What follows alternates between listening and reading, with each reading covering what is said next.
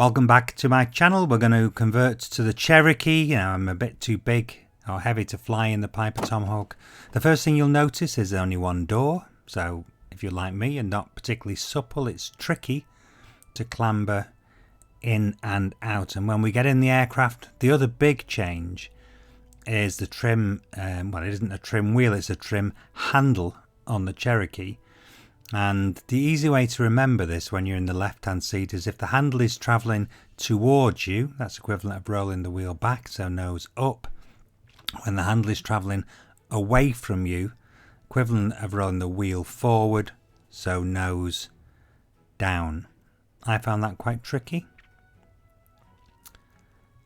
There are also 3 stages of flaps in the Cherokee, unlike the 2 in the Tomahawk. The first 2 stages are effectively the same as the first stage in the Tomahawk. And on the flaps, because the Cherokee is more robust, there's less to check. You check the linkage, there's no ground cable to check. But it's worth just moving the ailerons and the elevator, because as you'll see when we get inside, the visibility is quite bad. So normal A checks. The fuel is a tab rather than the crosses in the Tomahawk, and the stall warning, you can't really check that, I found, because there is no buzzer on the Cherokee, so you need 2 of you to check the stall warning. And finally, oil, it's around 6 to 8 quarts in the Cherokee as opposed to 5 in the Tomahawk.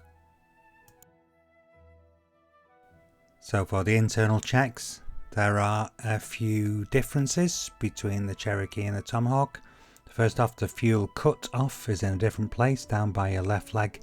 There's a rudder trim, although you're unlikely to need that. Importantly, the miles per hour is on the outside of the airspeed indicator, which I found quite confusing with speeds in knots. And then we spoke about the stall warning, which is a light takeoff. We have a couple of different speeds, around 5 knots faster than the Piper Tomahawk. So as we enter the runway and line up, it's very similar to the Tomahawk, but we want to be rotating at 60 knots, and then our best climb rate, VY, is between 75 and 80 knots.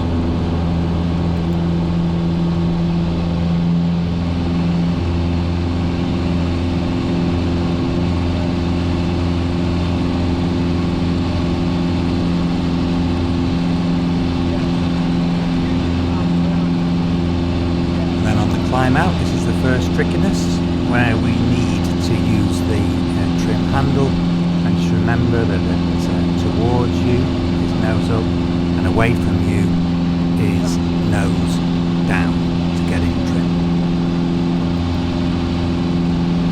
So the last difference I noticed moving into slow flight and coming into land, the flaps really respond quickly, so the aircraft nose drops quite significantly when you engage each stage of flaps, whereas in the Tomahawk you hardly see anything.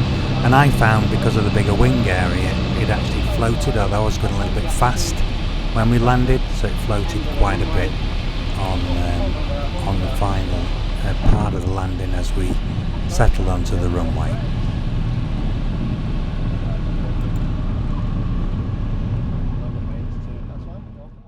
That's all I've got for you in this video. If you liked it, please like it. Subscribe if you want to be notified when other videos are uploaded.